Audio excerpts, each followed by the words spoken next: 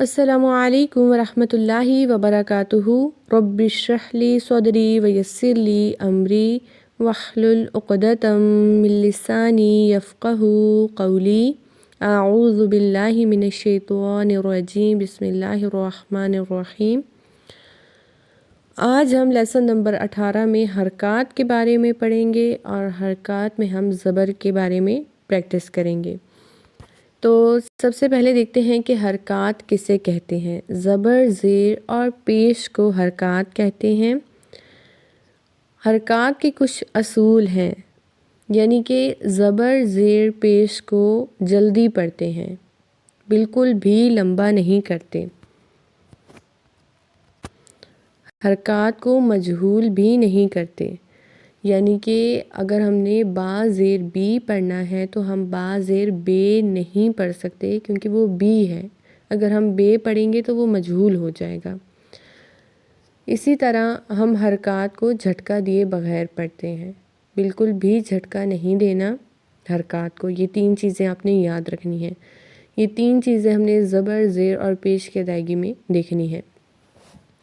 اس کے بعد ایک بات آپ نے یاد رکھنی ہے کہ الف ہمیشہ خالی ہوتا ہے، لیکن جو الف خالی نہیں ہوتا، یعنی کہ جس الف پر حرکت ہوتی ہے، تو وہ الف نہیں رہتا، وہ حمزہ ہو جاتا ہے، ہم اسے پھر حمزہ کہیں گے۔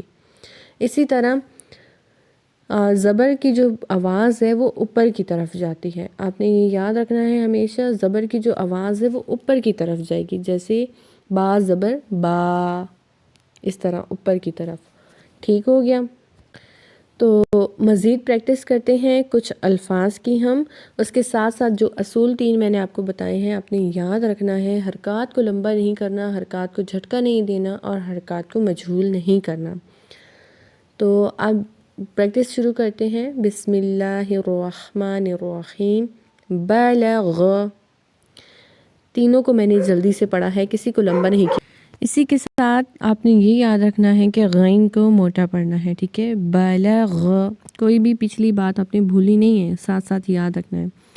وجد، سجد، اب دیکھیں سین میں سیٹی کی آواز جو ہے وہ لازمی ہے۔ درس، اب رو کو یہاں پہ موٹا پڑھیں گے کیونکہ رو کے اوپر زبر ہے، اور دیکھیں سین میں سیٹی کی آواز ہوگی۔ آپ نے اس طرح نہیں کرنا ہے، درس، سین کو بھی لمبا نہیں کرنا، کسی کو حرکت کو بھی لمبا نہیں کرنا، کیونکہ تینوں سنگل حرکتیں زبر ہیں تینوں، ٹھیک ہے؟ درس، ودع، عبد، کسب، دخل، خا کو موٹا پڑھنا ہے۔ تو آج کا لیسن اتنا ہی ہے، اچھے سے پریکٹس کیجیے۔ السلام علیکم ورحمۃ اللہ وبرکاتہ۔